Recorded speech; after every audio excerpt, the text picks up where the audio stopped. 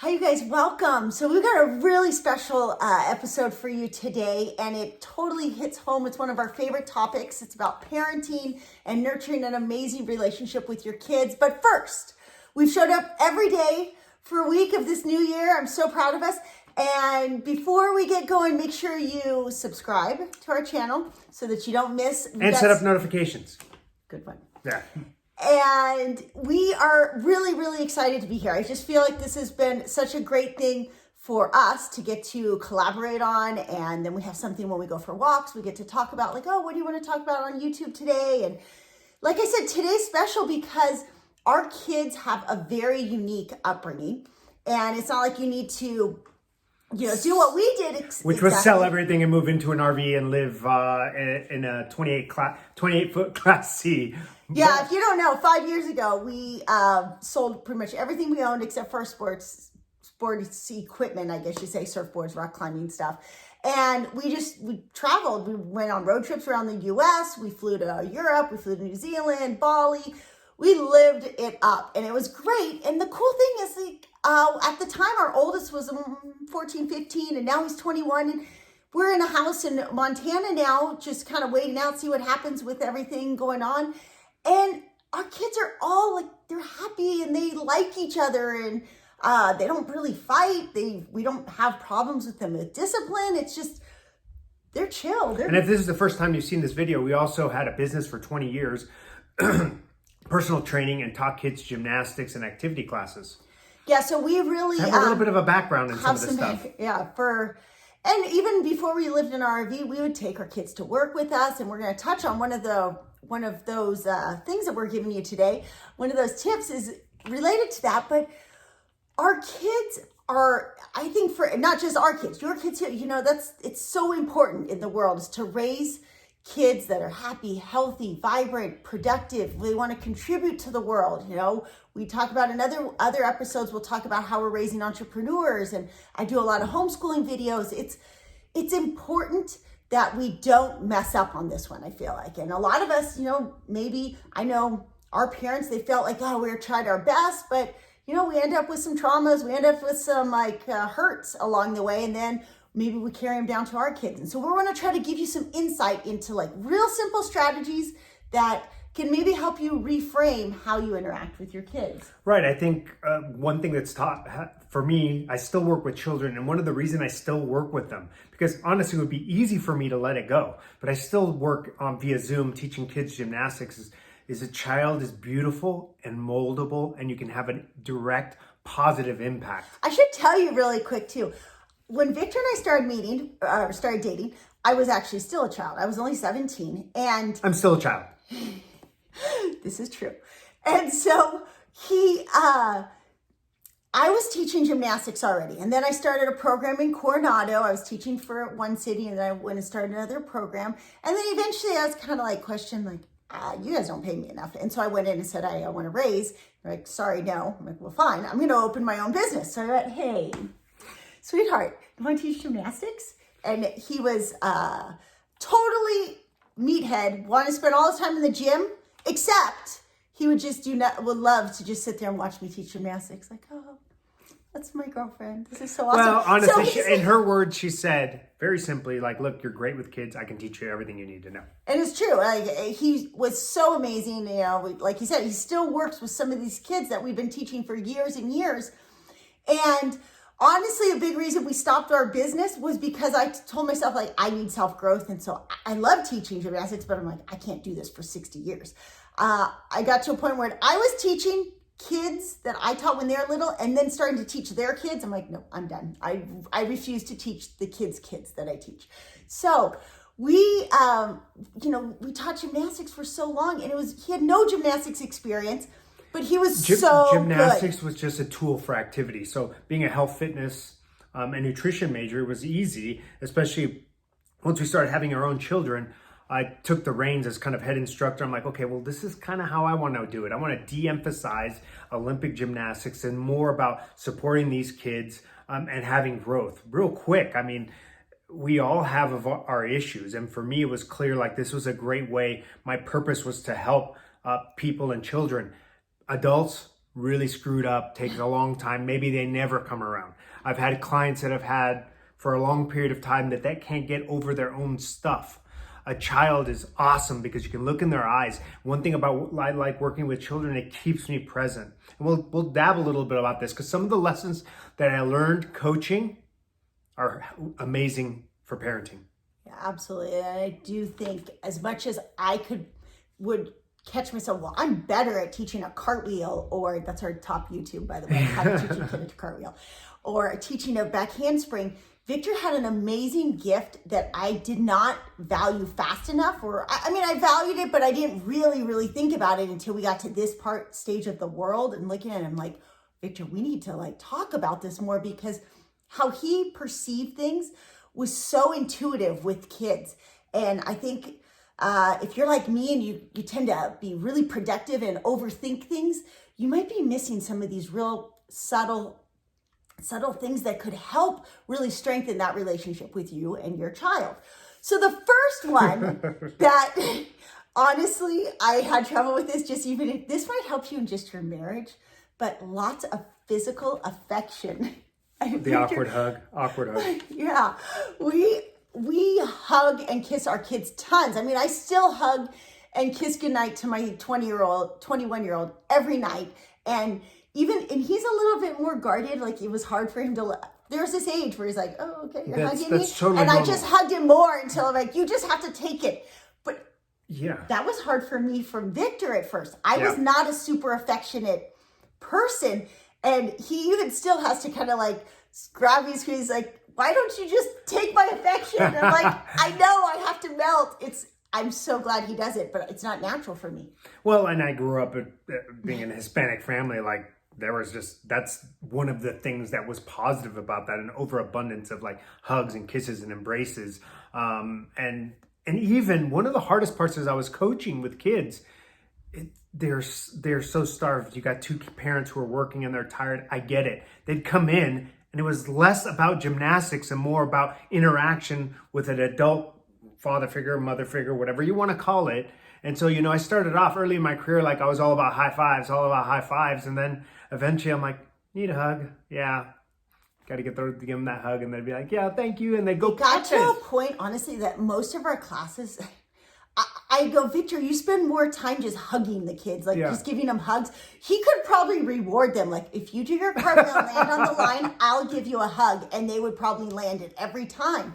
So not to be, of course, we're not always like trying to reprimand you, but it's just insightful that, hey, there are a lot of kids that came to our program that were just starved for physical affection. They want hugs. Number one, physical affection. Number two is like, share your struggles. So I think we had an advantage in this part, and it could be, that everything has a way of biting you in the butt, I guess. But we took our kids to work so they saw our struggle. They saw how hard it was, as opposed to, let's just say we went to work, worked with kids all day long, came home, our kids had been at school all day.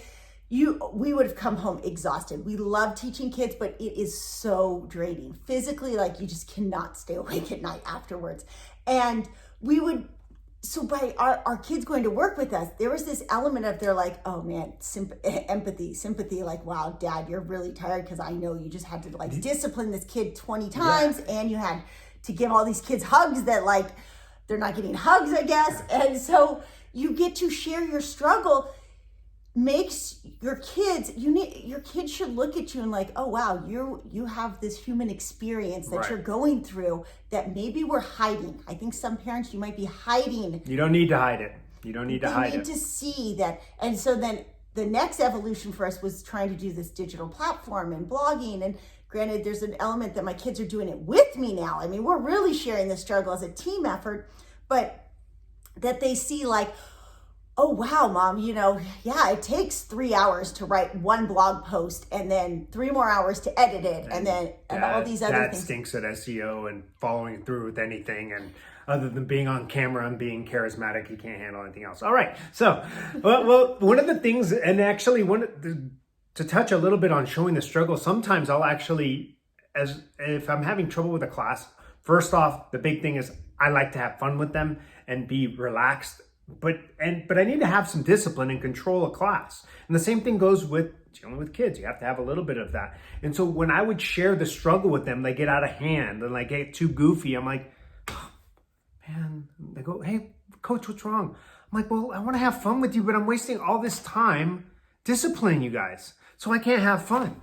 And it's true, because he would play these really fun games with them, but they'd get so excited and they're like jumping up and being so loud. And he had this amazing way of showing that, like kind of changing his expression, and they'd cue in on like, oh, wait, like, it's not so much I don't want to disappoint you because I'm scared of you. It's like, oh, I respect you and I don't want to disappoint you. And even we were talking about this last night with Daniel. He was making that remark about that.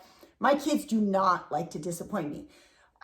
They're not, I mean, maybe they're a little bit scared of me. I don't think that's really what it is. I think they really are just like, hey, they know that I have their best interest at heart, which brings up number 3, share your why. In the end, if I spend all day working on a blog so that I can go out with Victor and go party and buy expensive clothes, maybe I wouldn't be necessarily, not saying to do that, just saying I wouldn't be necessarily sharing my why. That I'd be telling them my why is all about, I got to make money to spoil myself. Well, my kids don't have that. They're like, they know, hey, I got to work really hard right now so that we can go on this road trip, because we want to do what, you guys? And I'm gathering them. Where do you guys want to go? I mean, we hardly ever choose independently of our kids, like where we want to go. It's always like, hey, what do you guys want to do? Sure. Right now, we're going on a road trip this week, and I'm like, so you guys want to go to Moab? You want to mountain bike, even though it's going to be cold? You guys want to go to St. George? It's a little warmer, but it's not as exciting. Do you want to? And their input. We're sharing our why. Our why for working is because as a team, we're doing something fun together, and something that, and it could be a lot of different things in our why. Like, we choose, maybe we don't have a lot of money because we choose our why is more health and being able to spend time together. So, it helps to definitely. Do you want to add anything? No, let's go to the next one. Number 4 is that in the flip side is understand their why, value their opinion. So ask them from a very young age. I would ask, like, what do you guys want? What's important to you? I mean, I go so far as like, where do you see yourself as an adult? What do you think? But start small. Like, why do you like that music? What do you want to listen to? What do you want to watch? You kind of have to cave to them a little bit to show them that, hey, you got to meet them on that too, right? You got to meet them on that platform. I value your opinion. The big thing is try not to judge. Like, I ask a lot of questions, but I don't necessarily like, you have to. I mean, sometimes I do, but I think Victor's even better about just asking, what are you into? And not having an opinion about it and just being, that's right. That's awesome. That's cool. And then joins in them. Well, I mean, this goes back, this is a teaching analogy. One of the most beautiful things you can do is, I used to do this with drawings, right? And so I'd figure out what was in. So for a long time when my kids were little, SpongeBob was hot. And then the boys' class was all about Star Wars. And so I learned to sketch out real quick, like 15-second drawings, and focus on what they had. And because I was into whatever they were into, like that became the cornerstone of me getting reps. And so you can pull a 180 if you know what they're into too. And then it gives you an idea to kind of give them some focus and get the ball moving. Definitely. Number 5, model behavior. We used to have a saying, not on that one, who you want your kids to be. And this is a hard one. I will tell you this, over 30 years of working with kids, I've had parents who come to me and they're very concerned. Oh, so-and-so has a little bit of a weight problem. I really want her to do it. Is there any advice? I'm like, you should work out and work on your weight. Yeah. In the end, I'm like, look, I can be the best example for them in here, but you are sending all these messages at home as well. And that's one example. I'm not saying, but you can do it however you want. So if you're emotionally unstable, they're going to be emotionally unstable. Yeah, I would catch when my kids were younger, I was definitely not as emotionally centered as I am now.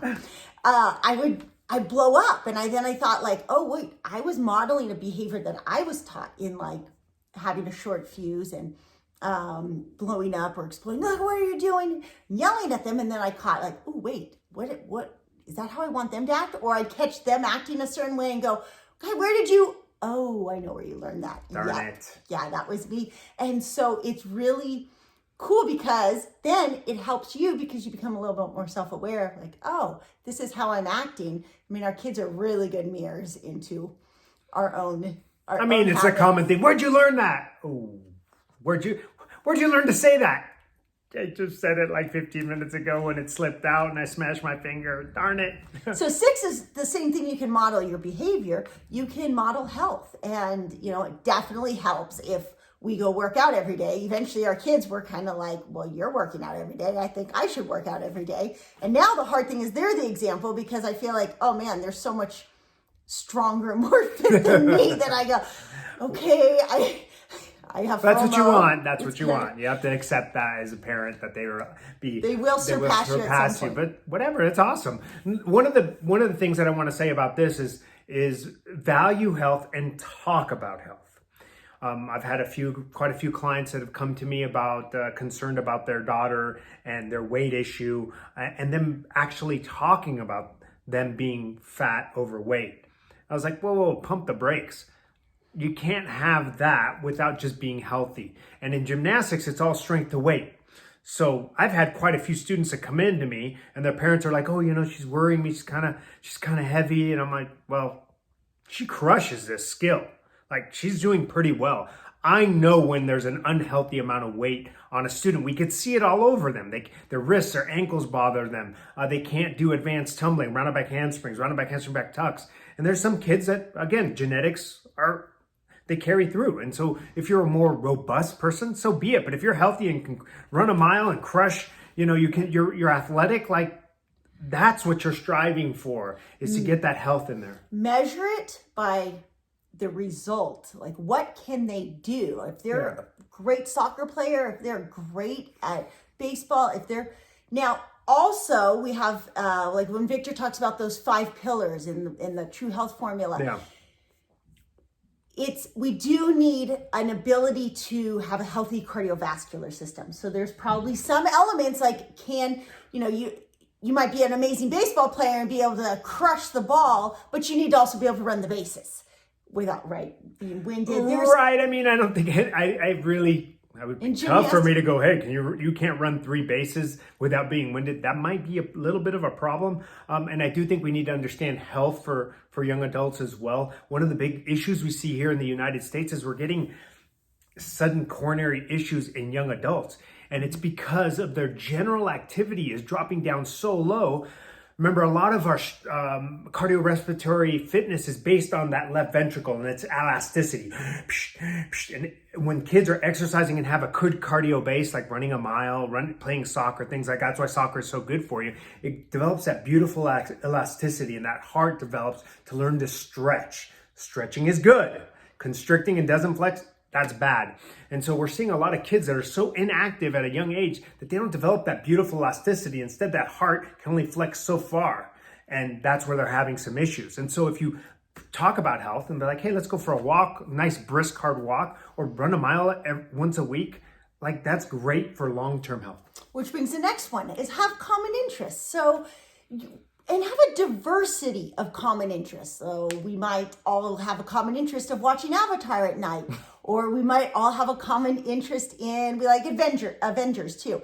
But we also have common interest in doing yoga, in meditating, in hiking, in rock climbing. There's all in crypto. For a lot of people, I don't know about you, but I know for me, growing up, I don't feel like I had that many I had a few common interests with my parents, but not many. I felt like it was very isolated. There's love. I do us. But I look at the difference between like my upbringing and what my kids' upbringing is, and I tell my kids all the time, there's like barely any parallels. It's just totally different. Like, I was great at doing me.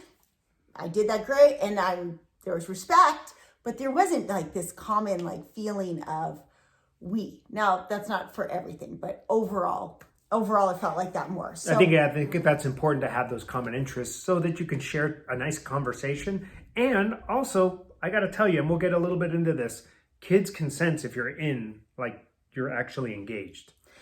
And then another is like a common interest we've talked about, like do things. We need experiences in life, because Victor would say like, well, I guess you had a common interest, but you guys didn't really do anything. Sure. Right. Yeah, I mean, my family was, everything was about certainly on the grind. Things were tight, and so we didn't really have a chance to explore out. And then the interests were like, hey, the show or a meal, which that's sometimes can be a problem. Cool. Yeah, it's a great start, but I know one thing when I first met you was cool is his parents would let them always listen to the music they liked. It happened to have profanity, a lot of profanity, but it didn't matter. They let him listen to it really loud in the house so that it made it so that in a way it became a common interest. Hey, let's all listen to this really loud music, and I'm not going to judge you for it. And I don't think your parents liked it, didn't like it. They didn't care. They just accepted. They wanted it to be so that we had a safe space to like express in some ways, really right? Cool. All right. Number 8,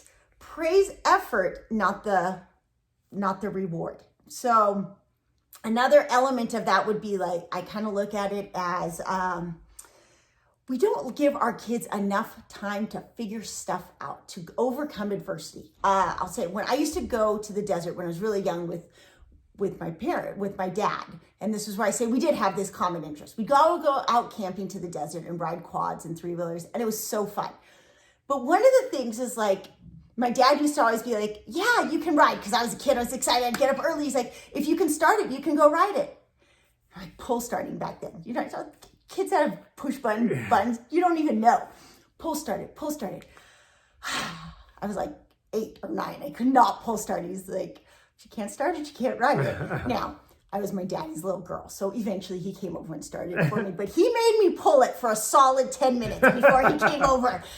And I mean, honestly, from a pretty young age, I learned how to jump start it or to like pop the clutch. Like if I park it on a hill, then I could let it roll down and put it in second and like pop the clutch. And then like, all right, I get to ride it. I started it. We don't have enough of things like that in our lives to overcome adversity. And I know we make a conscious effort with our kids to be like, to not make life too easy. Now, yes, our life is fun, but we usually make our kids have some element of overcoming adversity. And then we need I think it's critical right now. Like all of a sudden you have a year like last year and you're going, geez, I'm not used to like dealing with this. And so people kind of have to roll with the punches. And so I like to use, Jim, again, that coaching experience to kind of talk about that. And for a long time, we had parent viewing when we first started. You know, they can sit and watch their kids. Eventually, I got so tired of what I felt was the wrong approach in the coaching that I booted them out of and they had a viewing area outside. You can only imagine all the parents, like he's coaching and they're like, oh, straighten your legs. Straighten your legs, point your toes. I'm like, oh my gosh, they're ruining their potential relationship with their child. Aside from the fact that if a child would ever fall or fail, there was always this jump up attitude, like, oh my gosh, she fell. The child wasn't hurt, but they would react. And so a coach knows when their athlete's hurt. If they take a stumble, even if they're 3, 4, 5, trip over something, fall, it's a soft floor. Like they're going to be okay. And it's a matter of fact, we want those lessons as a coach to be happening frequently and often where they get up and go, oh, like, hey, we used to have a scene when kids got hurt. I'm like, are you hurt or are you injured? If you're injured, I'll call your parents to pick you up or call the ambulance. And so we want them to overcome that and like, no, I'm ready. I want more. Nice. That's what we want. We want those moments where they're like, just push through, get the reps, learn the skill. Then it's so much sweeter when they learn it too. And sometimes those first few things that we said, I think that lays the foundation. So kind of focus on those first ones. You can't, if you've been in that reaction, like, be careful. Are you okay? What can I get you?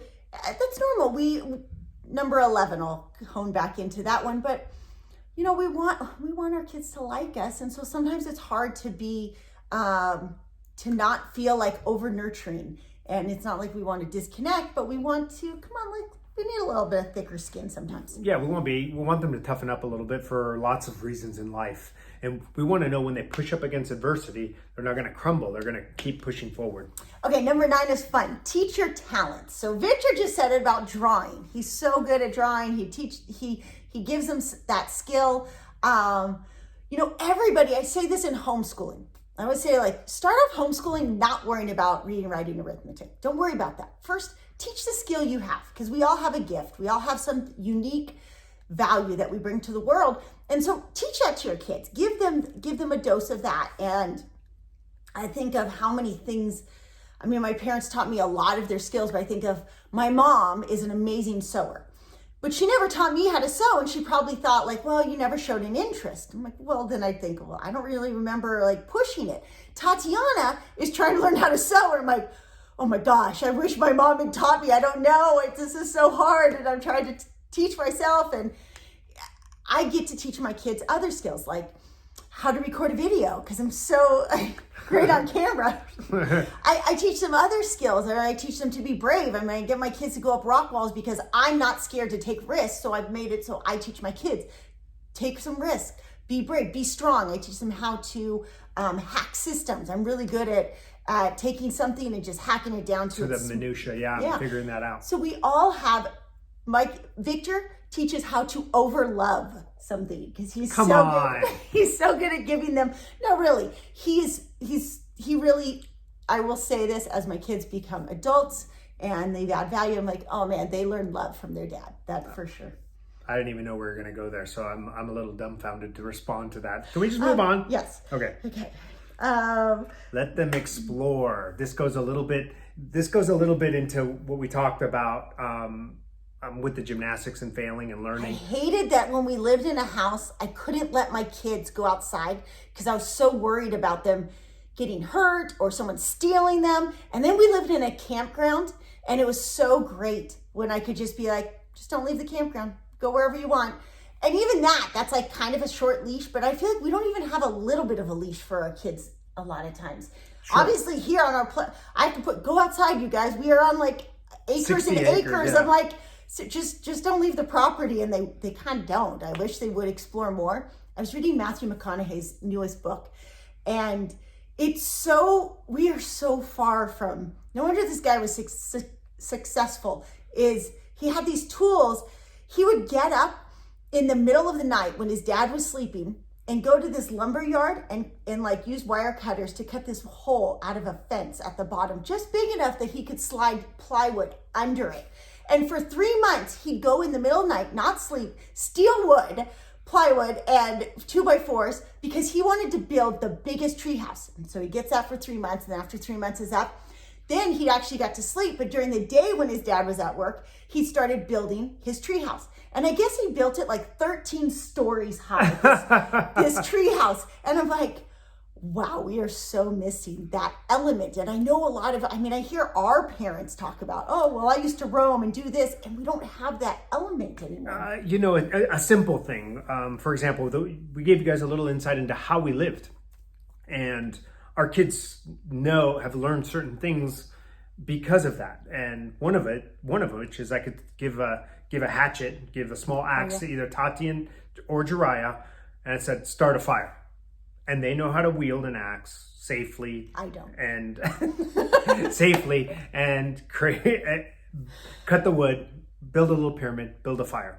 But that's part of that exploring. Now, I didn't just hand it to them one day and say it. And that doesn't mean I don't supervise that they're not making a mistake, but that's part of that exploration a little bit as well. Or I'll just give them a pile of wood and like build something. Use your hands, explore that. Don't worry about messing it up. It's like, hey, I want to build a catapult. Go for it.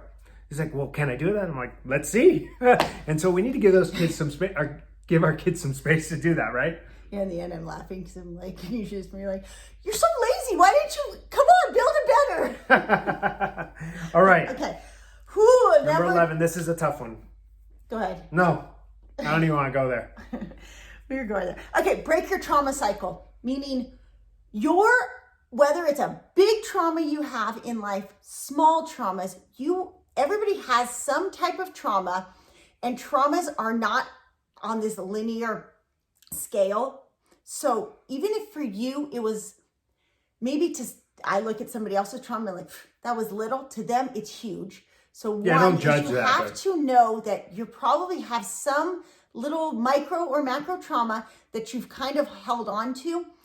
Don't let that be generational. Don't take and make it what you're inadvertently putting on your child. I mean, this is a whole nother topic that we will go deeper into, but we saw it.